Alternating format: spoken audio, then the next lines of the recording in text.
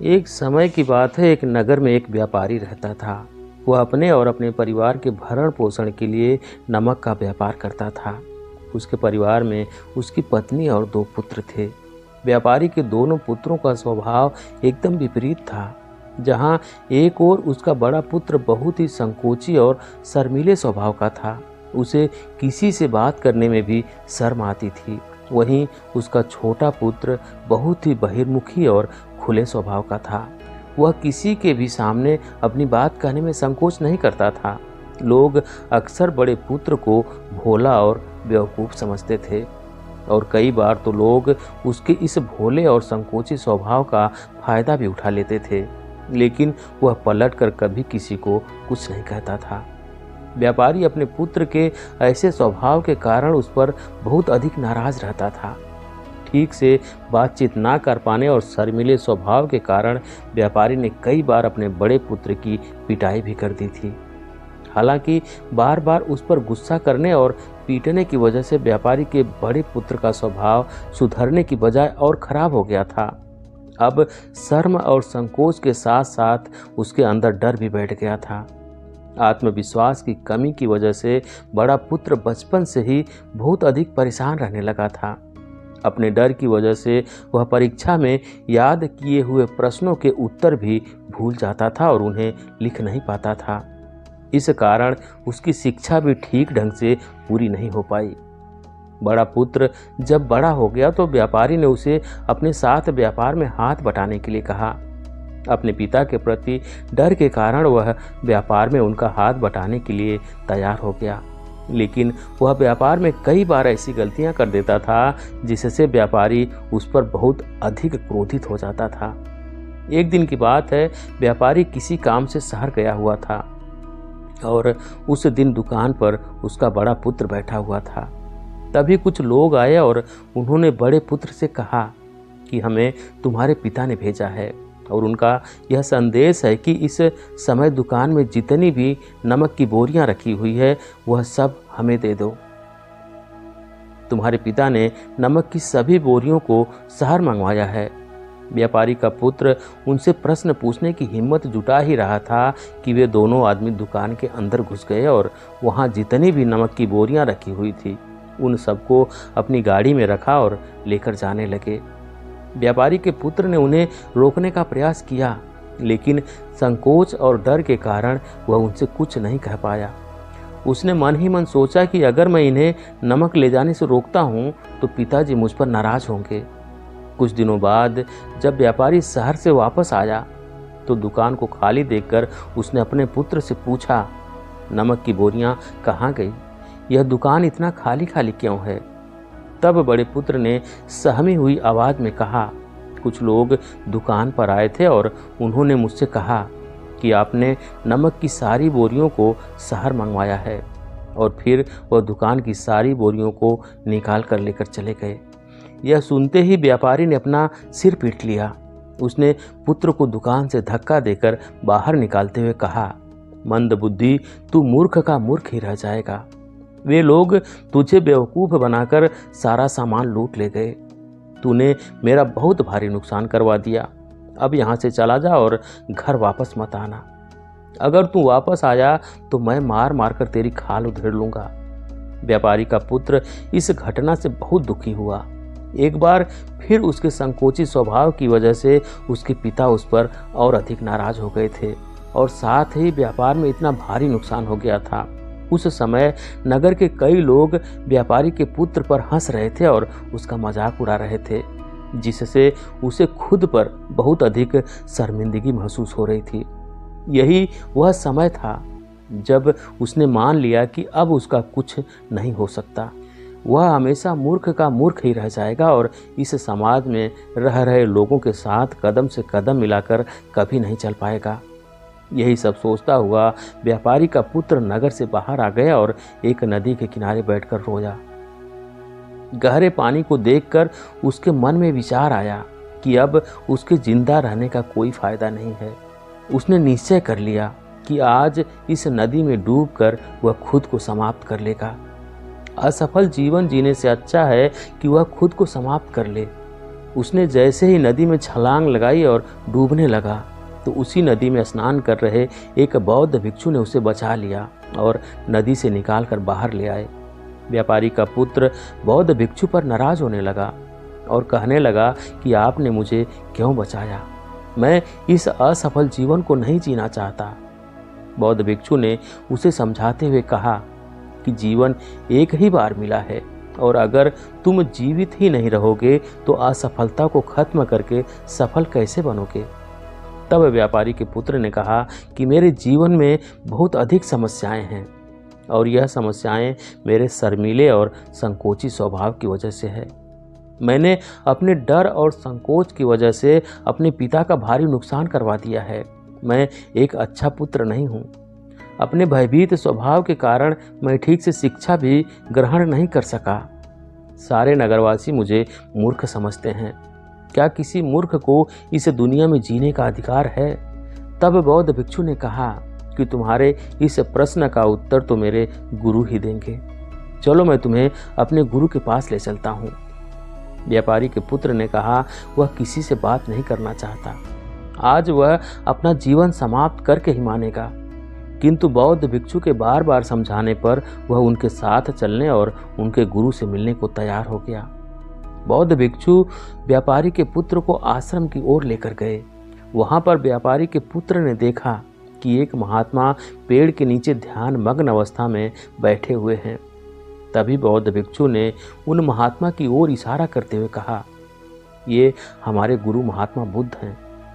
दोनों ने महात्मा बुद्ध को प्रणाम किया। महात्मा बुद्ध ने उत्तर में एक मुस्कुराहट के साथ अपना हाथ उठा दिया। वह नौजवान वहीं पर बैठ गया और महात्मा बुद्ध को देखकर जोर जोर से रोने लगा। महात्मा बुद्ध ने उससे रोने का कारण पूछा। तब उसने कहा कि अब आप ही मेरी आखिरी उम्मीद हैं।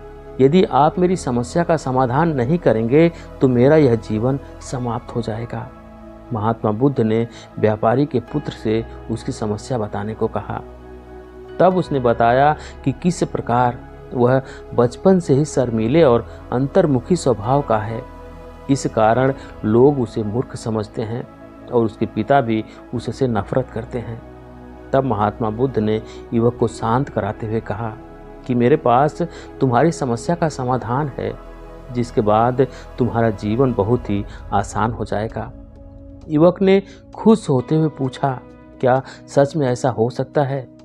आप बहुत ही महान व्यक्तित्व प्रतीत होते हैं। आपके तो कई शिष्य भी हैं। हे महात्मन, मैं भी आपका शिष्य बनना चाहता हूँ।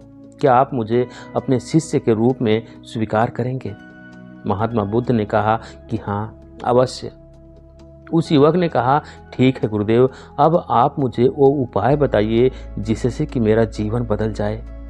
महात्मा बुद्ध ने कहा, लेकिन उससे पहले तुम्हें मेरे कुछ महत्वपूर्ण कार्य करने होंगे।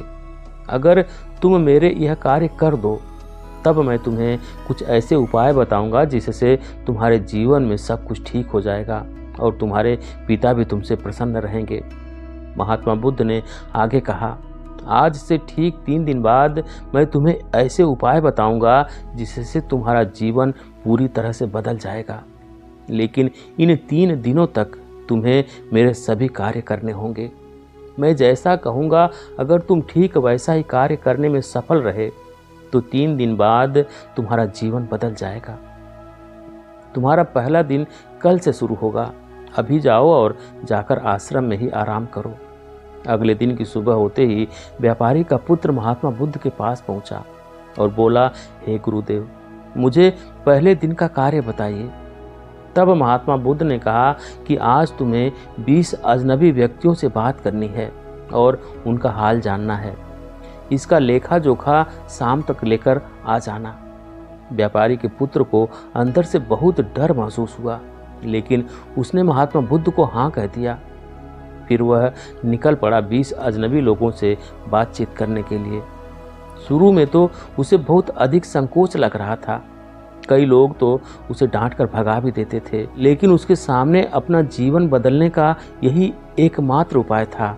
आखिरकार कोशिश करते हुए उसने 20 अजनबी लोगों के नाम और उनके व्यापार का लेखा जोखा प्राप्त कर लिया। शाम होने पर जब वह महात्मा बुद्ध के पास पहुंचा तो खुश होते हुए उसने महात्मा बुद्ध को बताया कि आज का कार्य उसने सही ढंग से पूरा कर लिया है। यहाँ तक कि कुछ लोग तो उसके मित्र भी बन गए हैं। दूसरे दिन की सुबह होते ही फिर वह नौजवान महात्मा बुद्ध के समक्ष पहुंचा। तब महात्मा बुद्ध ने कहा, आज का कार्य है कि तुम आश्रम में रह रहे 100 शिष्यों को संबोधित करते हुए उन्हें जल के उपयोग के विषय में पढ़ाओ। महात्मा बुद्ध की यह बात सुनकर व्यापारी का पुत्र हक्का बक्का रह गया। उसने कहा कि आप मुझसे यह किस प्रकार के कार्य करवा रहे हैं? मैं अपनी शिक्षा ठीक से पूरी नहीं कर पाया हूँ, इसलिए मैं पढ़ाने का यह कार्य नहीं कर पाऊंगा। तब महात्मा बुद्ध ने कहा कि ठीक है, फिर मैं तुम्हें उपाय भी नहीं बताऊंगा। व्यापारी के पुत्र ने विनती करते हुए कहा कि आप जानते हैं कि मेरी शिक्षा अधूरी है, फिर मैं बालकों को शिक्षा कैसे दे सकता हूँ? महात्मा बुद्ध ने हल्की सी मुस्कान भरते हुए कहा कि यहाँ सिर्फ मैं जानता हूँ कि तुम्हारी शिक्षा अधूरी है, वे बालक नहीं जानते। तुम हर दिन अपने जीवन में जल का उपयोग करते हो, यही सब बातें उन बालकों को जाकर बतानी है। अंततः जब व्यापारी के पुत्र के पास कोई बहाना शेष नहीं बचा तो हिम्मत जुटाकर वह उन बालकों के पास पहुंच गया। शुरू में तो उसके हाथ पैर कांप रहे थे, लेकिन आखिरकार उसने बालकों को जल के महत्व के बारे में बताना शुरू कर दिया।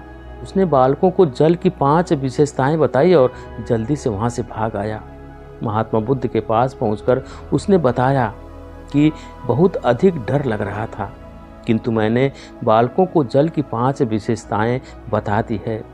महात्मा बुद्ध ने कहा कि जाओ एक और कोशिश करके आओ। उस नौजवान ने एक बार फिर हिम्मत जुटाई और बालकों को जल के महत्व के बारे में पढ़ाना शुरू किया। इस बार व्यापारी के पुत्र को बिल्कुल भी घबराहट नहीं हो रही थी। उसने पूरे आत्मविश्वास के साथ बालकों को जल के विषय में पढ़ाया। तब महात्मा बुद्ध ने उसकी प्रशंसा करते हुए कहा, तुम अवश्य ही साहसी हो। महात्मा बुद्ध के मुंह से अपनी प्रशंसा सुनकर वह युवक बहुत प्रसन्न हुआ। युवक जब तीसरे दिन महात्मा बुद्ध के पास आया तो महात्मा बुद्ध ने उससे कहा कि आज का कार्य तुम्हें कुछ अजीब लग सकता है, किंतु आज तुम्हें अपने पिता से मिलने जाना है। महात्मा बुद्ध के मुंह से यह बात सुनकर वह युवक बहुत अधिक डर गया। उसने तुरंत कहा कि नहीं, मैं अपने पिता के सामने नहीं जा सकता, मुझ में इतनी हिम्मत नहीं है। महात्मा बुद्ध ने कहा कि ठीक है, फिर मैं तुम्हें उपाय भी नहीं बताऊंगा। अंततः व्यापारी के पुत्र को महात्मा बुद्ध की बात माननी पड़ी। महात्मा बुद्ध ने उसे समझाते हुए कहा कि अपने पिता के पास जाकर उनसे क्षमा मांगना और कहना कि वे तुम्हें एक और अवसर दें ताकि तुम खुद को बुद्धिमान साबित कर सको।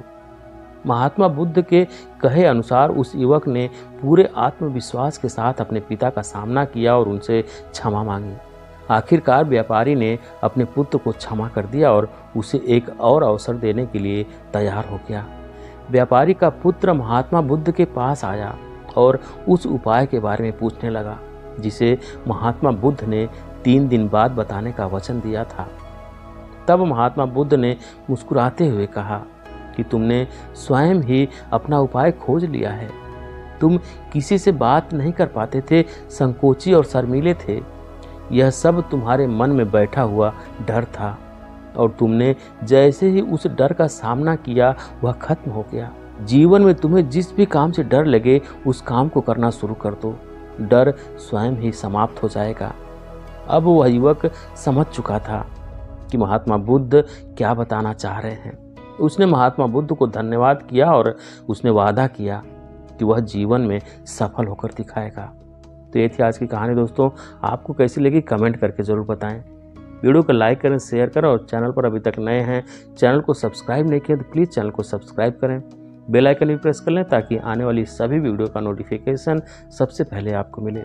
वीडियो देखने के लिए बहुत बहुत धन्यवाद।